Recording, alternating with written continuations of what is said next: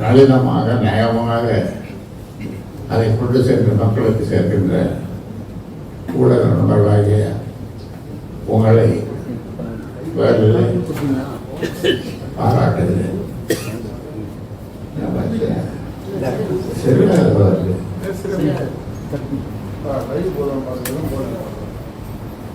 இப்பொழுது ஒரு கும்பல்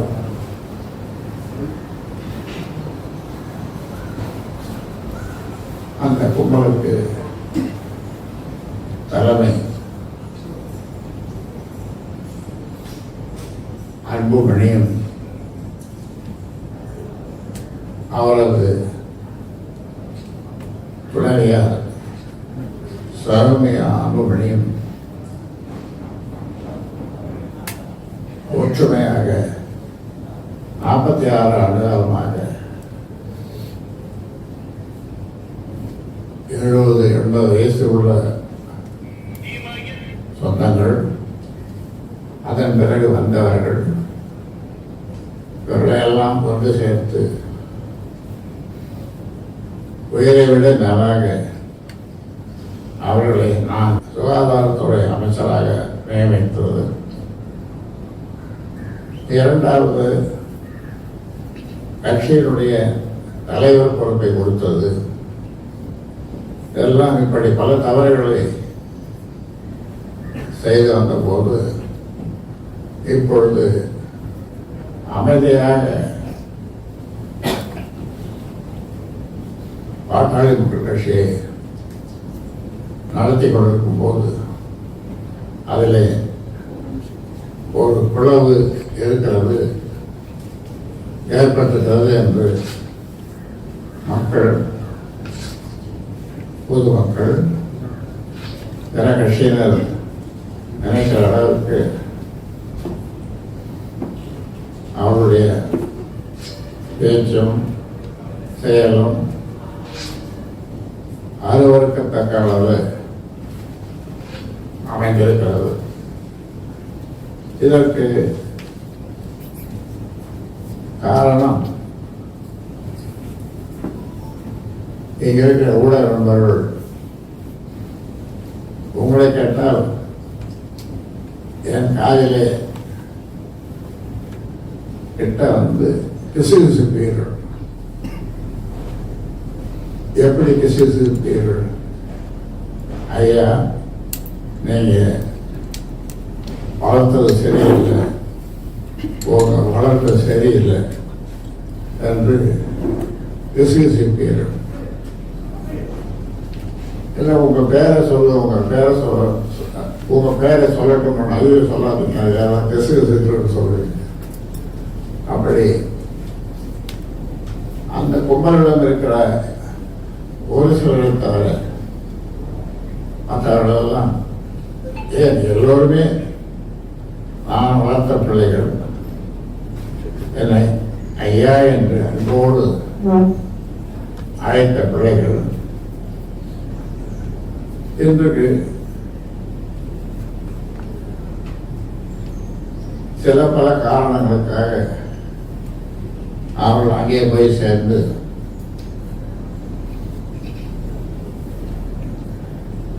அவர்களுடைய சொல்படி எண்ணெய் திட்டங்கள், அதே மாதிரி ஓய்வறியா உழைப்பாளி தியாகச்சம்மல் கௌரவ தலைவர், அவர் தலைவராக இருந்தது, கௌரவ தலைவராக ஆனது எல்லாம் உங்களுக்கு அந்த நிகழ்வுகள் உங்களுக்கு ஏற்கனவே சொல்லியிருக்கேன், உங்களுக்கு எல்லாம் தெரியும். அவரை திட்டுவது, என்னோடு 5 சட்டமன்ற உறுப்பினர்கள், அதில் 2 பேர் என்னோடு இன்னும் இருக்கிறார்கள். அதில் 3 பேர்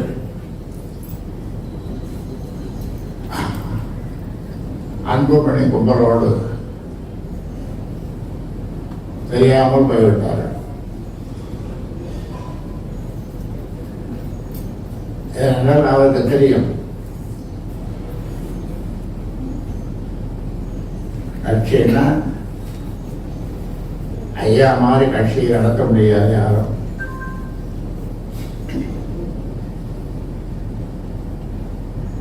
எத்தனை பிரதமர்களை ஐயா பார்த்திருக்கிறார், சேர்ந்திருக்கிறார், கூட்டணியை அமைத்திருக்கிறார். பிரதமர் ஆதரவு. அதே போன்று தமிழ்நாட்டில் இருக்கிற மறைந்த தலைவர்களோடும் கூட்டணி வைத்து அதில் இதுவரை என்னை பற்றியோ நான் வளர்த்த சங்கம் கட்சியை பற்றியோ அவர்கள் அவதூறான விமர்சனங்கள் செய்யவில்லை. மேலும் இன்னும் சொல்லப்போனால் என்னை பலமுறை அவர்கள் பாராட்டியிருக்கிறார்கள். ஓராண்டுக்கு முன்னாலே கூட நம்முடைய பிரதமர் சேலத்திலே ஒரு கூட்டத்திலே என்னை ஆழத் தழுவி அந்த கட்சியெல்லாம் உங்களுடைய ஊடகங்களை வந்திருக்கின்றன. இப்படி எல்லோரும் மதிக்கத்தக்க அளவு பாசத்தோடு பழைய தமிழ்நாட்டு தலைவர்கள், இந்திய தலைவர்கள், பழைய இந்தியாவில் இருக்கிற பல கட்சிகளை சேர்ந்த தலைவர்கள் அந்த பட்டியலை சொல்ல வேண்டும் என்று சொன்னால் நீண்ட நேரம் ஆகும். உங்களுக்கு தெரியும். அவர்களோடு நான்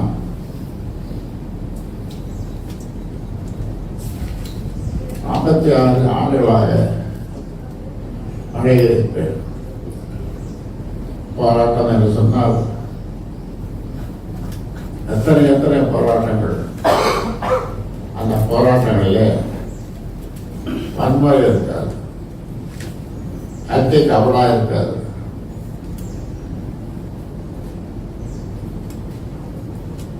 ஒருவர் கட்சியை பற்றி, பட்டாளி கட்சியை பற்றி அவதூறாக பேசினாலும் கூட எப்போது யாராவது அதற்கு நாகரிகமாக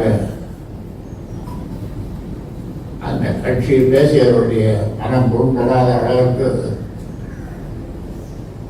பதில் சொல்லுவோம். இப்படி ஒரு கலாச்சாரத்தை அரசியலிலே நான் ஏற்படுத்தி வந்திருக்கிறேன். தமிழ்நாட்டில் இருந்த 32 மாவட்டங்கள் இப்பொழுது 38. அந்த 6 மாவட்டங்கள் பிரிவதற்கு அடியேன்தான் காரணம். இப்படி அதற்காக பல முறை போராட்டங்கள் செய்து பிரிப்பதற்கான சூழ்நிலையை உருவாக்கி 6 மாவட்டங்கள், புதிய மாவட்டங்கள் உருவாக்கி இப்பொழுது 38 மாவட்டங்கள். இத்தனை மாவட்டங்களுக்கும் 96,000 கிராமங்களுக்கும் சென்று வந்த நான் அங்குள்ள அந்தந்த மாவட்டத்தில் இருக்கின்ற உங்களுடைய நண்பர்களை, அதாவது ஊடக நண்பர்களை, அந்தந்த மாவட்டம் அவர்களோடு இது போன்று அவரை சந்தித்த பிறகு அவர்களோடு தலைவாழை இலை போட்டு அவர்களோடு உட்கார்ந்து சாப்பிடுவேன். அது ஒரு காலம். இப்பொழுது அப்படி சாப்பிடலாம் என்று சொன்னால் எங்களுக்கு இன்னொரு அசைன்மெண்ட் இருக்குது, இன்னொரு வேலை இருக்குது, அங்கே போகணும் இங்கே போகணும்னு நீங்க ஒன்றுபட்டு வர இயலவில்லை. உணரலாம். உங்களை சொல்லி குற்றம் இல்லை. பல செய்திகளை நீங்கள் சேகரிக்க வேண்டும். அதனாலே ஒவ்வொரு பணித்துறையும் உங்களுக்கு மிக முக்கியமானது. இப்படி தமிழ்நாட்டில் நாகரிகமாக நளினமாக பிறர் மனம் முன்படாதபடி கட்சி நடத்தி வந்த நான் சமீப காலமாக அன்புமணியும் அவரது துணைவியார் சௌமியா அன்புமணியும் ஒரு சில பேரை, நான் வளர்த்த சில பேரை கூப்பிட்டு அவர்களுக்கு சில பொறுப்புகள் மற்றதெல்லாம் கொடுத்துருக்காங்க. உங்களுக்கே தெரியும்.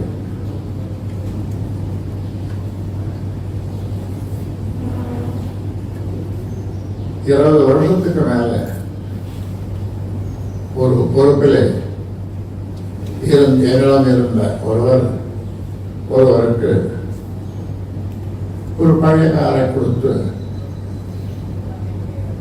பழைய கார் என்ன கார், இனோவா, இப்படியெல்லாம்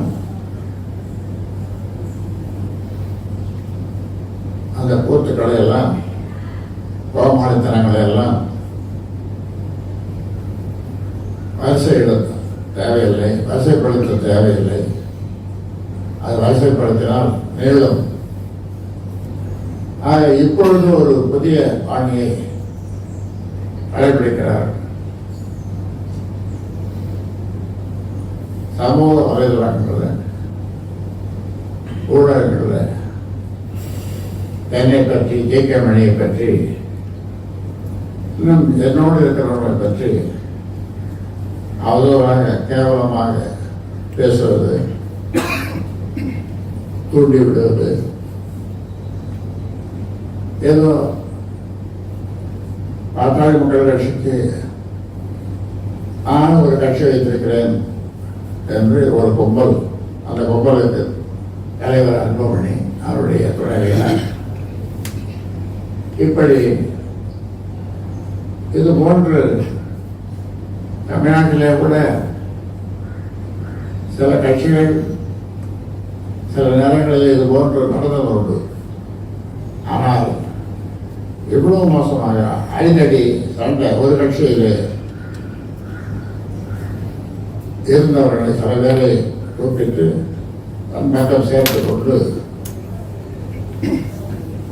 கத்தி கபடா துப்பாக்கி இருக்காதான் அவங்களை தெரியல.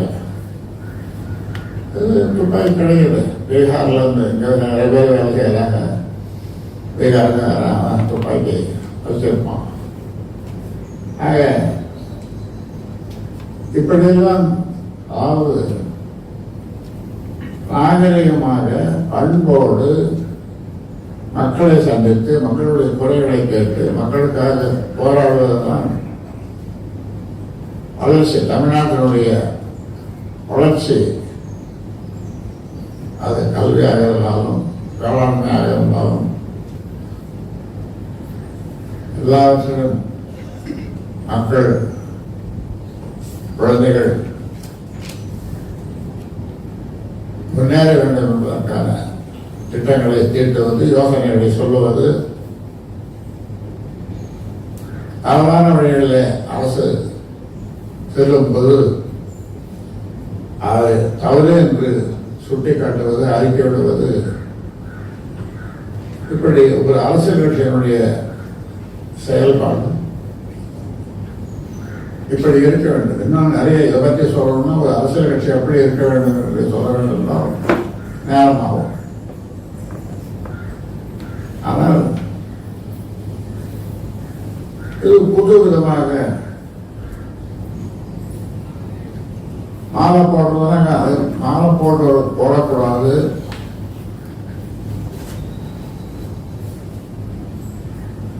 பட்டாசு வெடிக்கக்கூடாது,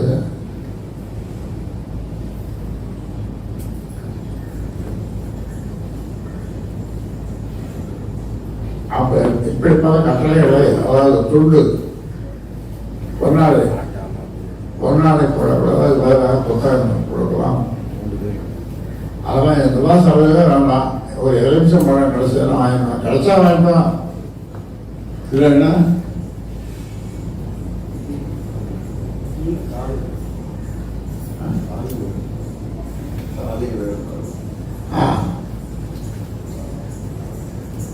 இப்படி பல்வேறு வித்தியாசமான நல்ல கருத்துக்களை, கொள்கைகளை, செயல்பாடுகளை கற்பித்து இன்னும் ஆழமாக பதிய வேண்டும் என்பதற்காக 2002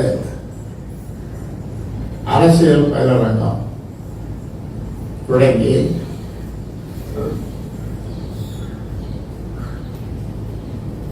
அதில் ஒரு கட்டணத்தை அன்புமணி தொடங்கி கல்வெட்டோடு அவர் பேர் இருக்கு, அவர் படமும் இருக்கு பக்கத்தில், நீங்கள் பார்த்துருப்பீங்க நிறைய. அதில் அரசியல் பயிலரங்கத்திலே நாகரிகமான அரசியல், வளர்ச்சிக்கான அரசியல் எப்படி செய்வது என்பது பல்வேறு விதமான பயிற்சிகளை எனக்கு கொடுத்திருக்கிறோம். அதில் இருந்துதான் ஒரு வார்த்தை, decent and development politics. Decent and development politics என்று மேடை கிடைக்கும் போதெல்லாம், அதை கூட்டம் சேரும் போதெல்லாம் சொல்லிவிட்டு, அன்புமணி சொல்லிவிட்டு, விடாமல் இந்த வார்த்தைகளை சொல்லிவிட்டு, நாம் செய்வது, நாங்கள் செய்வது, அப்படி சொல்லும் போதெல்லாம் எனக்கு மகிழ்ச்சியாக இருக்கும். Decent and development politics. ஆனால் என்னை விட்டு பிரிந்து போய் ஒரு பொங்கலை சேர்த்துக் கொண்டு இப்பொழுது கத்தி, கபடா, பேச்சறிவாள், ராடு என்னென்னமோ பார்த்தா பயங்கரமா இருக்கு, பயங்கரமா இருக்கு. இப்படி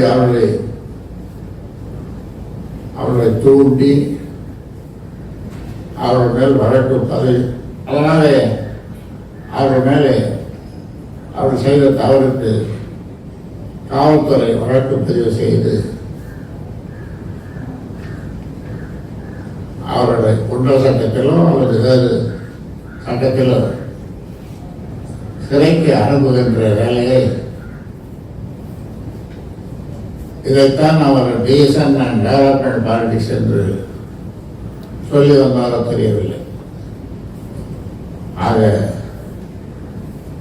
இனியாவது அந்த கும்பல் இந்த கத்தி, கபடா, அப்புறம் இந்த வன்முறை சம்பந்தமான அது மட்டும் இல்லை, வன்முறை பேச்சு பேசும்பொழுது அந்த கும்பலில் இருக்கிற சிலருக்கு அதை செய்தே பார்த்து விட வேண்டும், செய்து காட்ட வேண்டும் என்று எண்ணம் வருகிறது. அதனால்தான் கட்சியை எடுக்கிறோம்.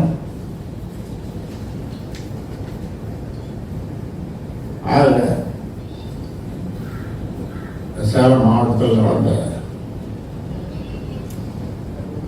அந்த நிகழ்வு துக்க விசாரிக்க போன எங்களுடைய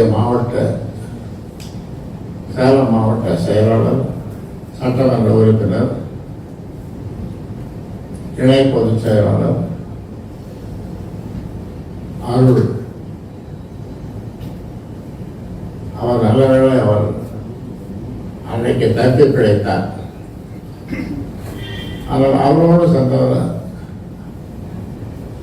கார்களை எல்லாம் அடித்து நொறுக்கி குற்ற விசாரிக்க சென்றவர்களை அடித்து ஆயுதங்களால் அடித்து இப்பொழுது மருத்துவமனையில் 12 பேர் அனுமதிக்கப்பட்டிருக்கிறார்கள். இதுவா ரீசன் அண்ட் டெவலப்மெண்ட் கண்ட்ரிஸ்? இதுவா நாட்டை வளப்படுத்தும், அல்ல கட்சியை வளப்படுத்தும்? இது ஒரு கும்பல் வச்சுன்னு நான் அது கட்சின்னு சொல்லிக்கிறேன்.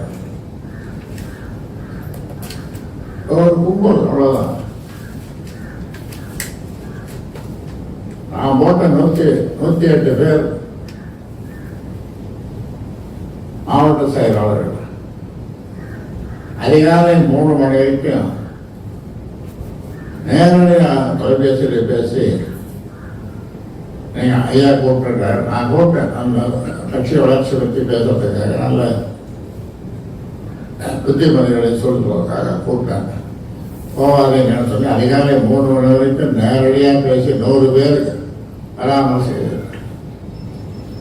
இப்படி நல்ல பிள்ளைகளை ஒழுக்கத்தோடு வளர்த்த அந்த பிள்ளைகளை கட்சியே உயிர் மூச்சு. ஐயா சொல்றதுதான் எங்களுக்கு வேதம், ஐயா தான் குலதெய்வம் என்றெல்லாம் சொல்லி வந்த மக்களை ஏமாற்றி என்ன ஏதோ ஆசை காட்டி சில பேரை இழுத்துக் கொண்டு அவர்களை வைத்து என்னை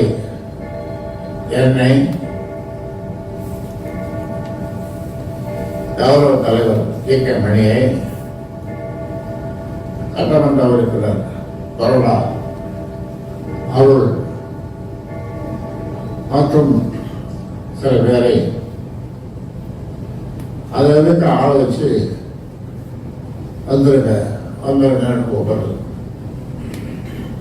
எங்க நான் சொன்ன இந்த பட்டியல் கே மணி, அருள் இவங்கெல்லாம் இந்த சமூக ஊடகங்களில் அவ்வளோ கேவலமாக, அவ்வளோ அசிங்கமாக, அவ்வளோ தரக்குறைவாக வெளியில் சொல்லவே முடியாது. இந்த வார்த்தைகளை என்னதான் கண்டுபிடிச்சாங்கன்னு தெரியல, எந்த நாட்டிலிருந்து வந்ததே தெரியல. அந்த மாதிரியான வார்த்தைகள் எல்லாம் கொண்டு சமூக ஊடகங்களில் திட்டுறது. ஒரு ஆத்திரா ஒருத்தர் ராமசாமி பேர்ல ஒரு ஆத்திரம் நேரம் ராமசாமி வீட்டுக்கு போய், நீ இப்படிப்பட்ட ஆளு என்று நேராக திட்டு வருவான். அது அந்த அவனுக்கு 2 பேருக்குமான இதை செய்யாம போயிடும். சமூக ஊடகங்களில் அது ஓடும்போது பார்க்கிறவங்களுக்கு அவ்வளோவா அது ஒரு இப்படி ஒரு கும்பலா, இப்படி ஒரு பதிவா, இப்படி ஒரு எழுதுவா,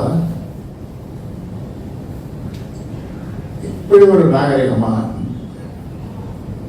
இது போன்ற ஒரு கலாச்சாரத்தை இப்பொழுது உருவாக்கி வருகிறார்கள். உருவாக்கிட்டாங்க. நான் மக்களை எல்லாம் கேட்டுக்கொள்வது, பாட்டாளி மக்கள் கட்சி சொந்தங்களையும் மற்ற கட்சியில் இருக்கிற நண்பர்களையும் நான் கேட்டுக்கொள்வது, இது போன்ற பதிவுகளை எல்லாம் தயவு செய்து நீங்கள் பார்க்காதீர்கள். பார்க்கும்படியாக அல்லது கேட்கும்படியாக அதை இருக்க காரை துப்புற மாதிரி தான் இருக்கும். அந்த செயலை நீங்கள் செய்ய மாட்டீர்கள், செய்ய உங்களுக்கு மனம் வராது. மனசுக்குள்ளே நினைத்துக் கொள்வீர்கள். ஆக இப்பொழுதும் சொல்லுகிறேன், இதையெல்லாம் விட்டு விடுத்து உனக்கு எல்லாம் அரசியல் நடத்தணும்னா 10 பேரை வச்சு ஒரு கும்பலை வச்சு நடத்தணும்னா நடத்தி போகும். ஆனால் பாட்டாளி மக்கள் கட்சியினுடைய பெயரை உபயோகப்படுத்தக்கூடாது. என் பெயரை உபயோகப்படுத்தக்கூடாது. நான் ஏற்கனவே சொல்லியிருக்கிறேன், உங்கள்கிட்ட சொல்லியிருக்கிறேன், உங்கள் மூலமாக மக்களுக்கு போய் சேர்ந்திருக்கிறது.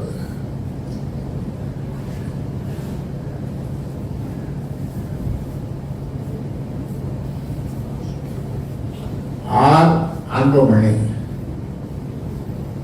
ஆறுன்னா ராமதாஸ் அப்பன் பேரு, அதோட சரி, அதை மட்டும் போட்டுக்கோ.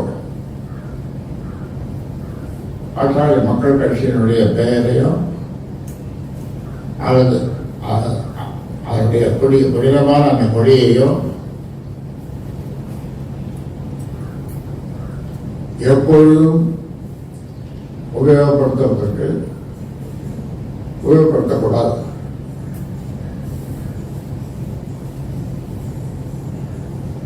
அதை பல முறை சொல்லியிருக்கேன். இன்னைக்கு உங்க மூலமாக, ஊடகங்கள் மூலமாக இன்றைக்கே சொல்லுது. நீங்க தனியாக கட்சி ஆரம்பிச்சுக்கோம். 20 பேர் 21 பேர் எவ்வளவு பேர் சார்ந்த ஒரு கட்சி ஆரம்பிங்களா? 21 பேர். நீ செலுத்திருக்கிற கும்பல்ல 21 பேர் இருக்காங்க. அந்த கும்பல் அவங்கள வச்சு ஒரு புது கட்சி ஆரம்பிச்சுக்கலாம். பேர் வேணும்னா நானே சொல்லி கொடுக்குறேன். என்ன பேர்? நல்ல பொருத்தமான பேர் நானே சொல்றேன். ஆனா பாட்டாளி மக்கள் கட்சி அதனுடைய கொடி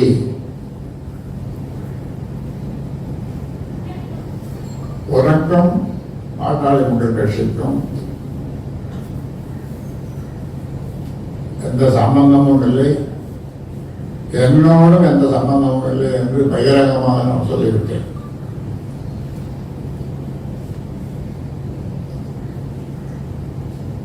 அதனால தமிழகம் அமைதி பூங்காவாக திகழ வேண்டும் என்று எல்லா அரசியல் கட்சி தலைவர்களும் மறைந்த தலைவர்களும் விரும்பினார்கள். அடிக்கடி என்னுடைய நண்பர் கலைஞர் அவர்கள் அடிக்கடி சொல்லுவார்,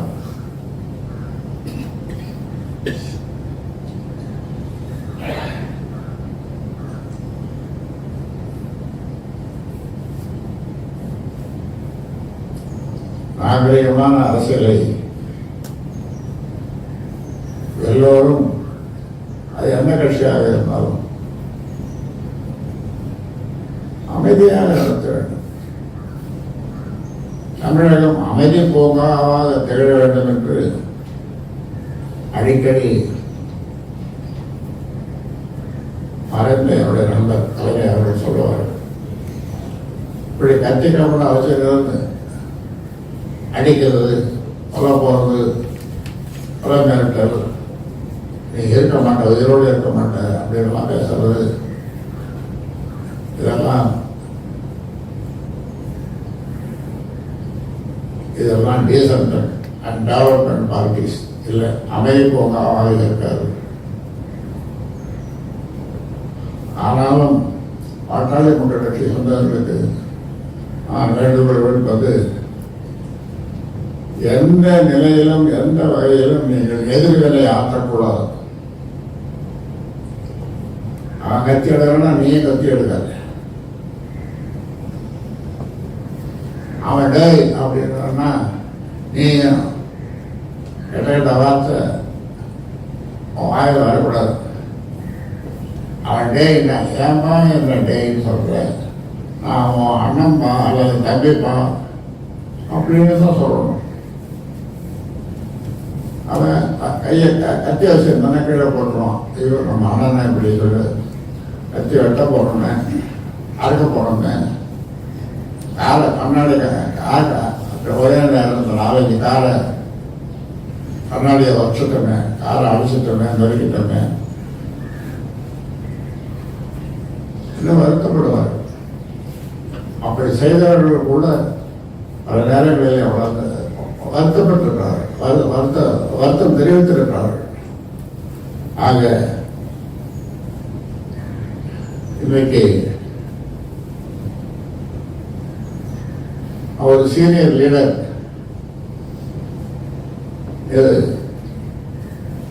நம்முடைய பிரதமர் மோடி அவர்கள் அடிக்கடி சொல்வார். அந்த வகையில் உனக்கு சொல்றேன், அந்த வகையில் உனக்கு சொல்றேன், நீ ஒரு புது கட்சி ஆரம்பிச்சுக்கோ. இந்த பேரை 46 வருஷமா உழைச்ச இந்த உழைப்ப அதனுடைய பயனை நீ அனுபவிச்சுட்ட. உன்னை மந்திரியாக்கினேன், மத்திய அமைச்சராக்கினேன், ராஜ்யசபா மெம்பராக்கினேன், அவர் கட்சியினுடைய தலைவராக்கினேன். எல்லாம் பண்ணது நான் இப்ப நினைக்கிறேன், வீணா போச்சு, பெரிய தப்பு பண்ணிட்டேன் என்று. ஆனா கடைசியில சொல்றேன், தர்மத்தின் வாழ்வுதனை சோது இறுதியில் தர்மமே வெல்லும், இறுதியில் தர்மமே வெல்லும் என்ற அளவில்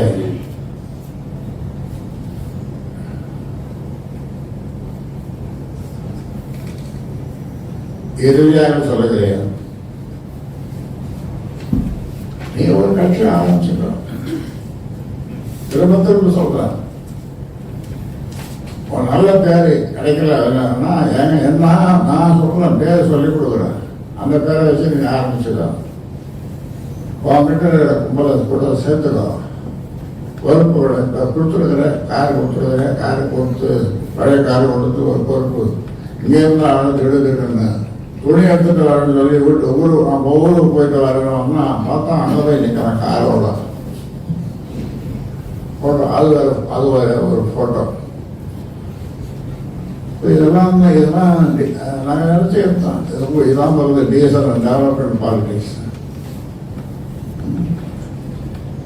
என்னையும் ஜிகே மணியையும் எவ்வளவு மோசமா கரெக்டாக பேச முடியுமோ தமிழ்நாட்டு அரசு இல்லை. இது மாதிரி 25 வருஷமா 30 வருஷமா உழைச்ச ஒரு தலைவர் ஜிகே மணி, அவரை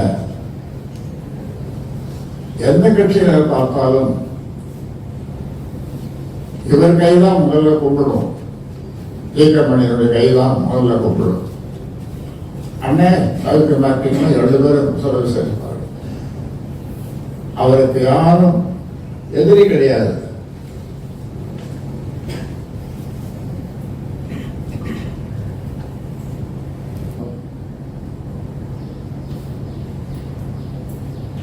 அதற்கு காரணம் அன்புமணியும் அவருடைய மனைவி சௌமியா அன்புமணி தான் காரணம். ஏனென்றால் நான் அவ்வளவு ஆசத்தோடு அவர்களை நான் வளர்த்து வந்தேன். பாட்டாளி சொந்தங்களே என்று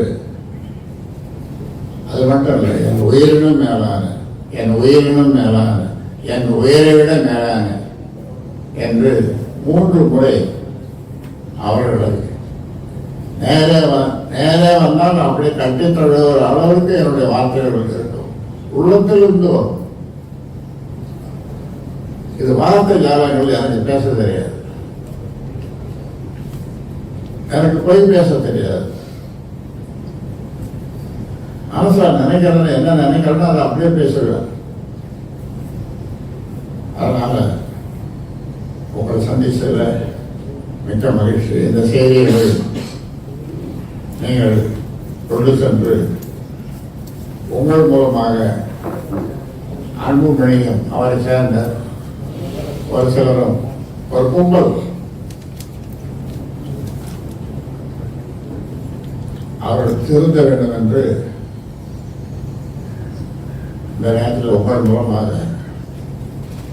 இந்த செய்தியாக சொல்கிறேன்.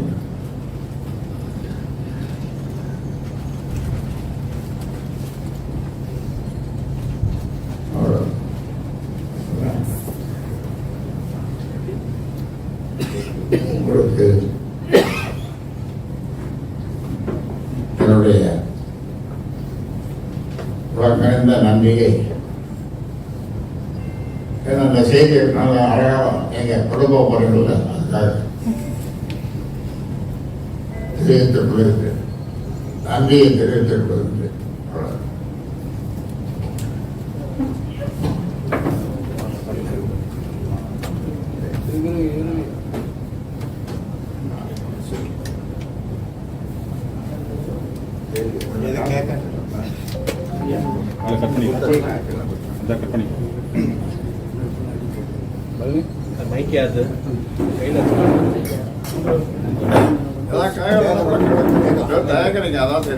அந்த எஸ்ஐஆர் அதாவது சிறப்பு வாக்கு திருத்தம் குறித்து தங்களுடைய கருத்து, அதில் இருக்கிற சிரமங்கள் பொதுமக்களுக்கே ரொம்ப சிரமமாக இருக்கிறாங்க. பீகாரில் கூட வாக்கு திருட்டு நடைபெற்றதாக வந்து நேற்று ராகுல் காந்தி சுட்டி காட்டியிருக்காரு.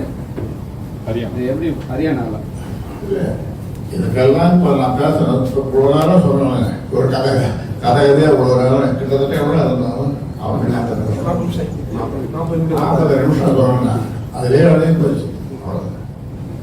ஐயா, 2026 சட்டமன்ற தேர்தலில் வந்து தாவைக்காவுக்கும் திமுக தான் போட்டியாருன்னு சொல்லி விஜய் தெரிவிச்சிருக்காங்க. அதனால நாள் இருக்குது. டிசம்பர் மாதத்தில் எங்களுடைய பொதுக்குழு டிசம்பர் 30 என்ன உள்ளது? தலைவாசல் ஆத்தூர் பக்கத்தில் இருக்க தலைவாசல்ல எல்லாம் நாங்கள் பதிவு பண்ணிட்டோம். 30ஆம் தேதி டிசம்பர் 30 பொதுக்குழு. அந்த பொதுக்குழு முக்கியமான பொதுக்குழு.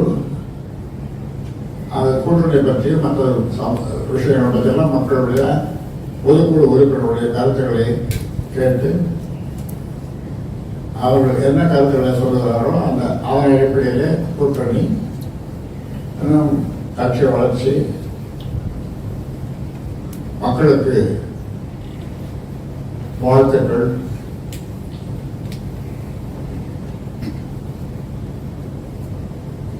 சேலம்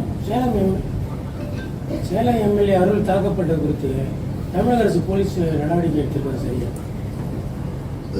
போலீஸ் சரியா நடவடிக்கை எடுத்திருக்காங்கன்னு கேட்டேன். சேலம் எம்எல்ஏ நடவடிக்கை எடுத்திருக்கிறாங்க, எடுத்துன்னு இருக்காங்க.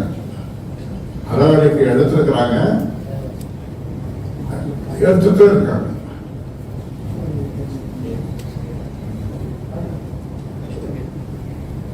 சரி, போதும்.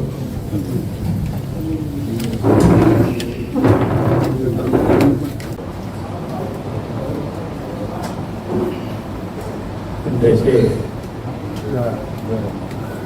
நாட்டில் நடக்கின்ற அரசியல் நிகழ்வுகளை உன்னிப்பாக கவனித்து வருகின்ற, அதை வெளிப்படுத்துகின்ற, மக்களுக்கு சொல்லுகின்ற, விளம்பரப்படுத்துகின்ற, மக்களுக்கு போய் சேர அளவுக்கு நளினமாக நயமாக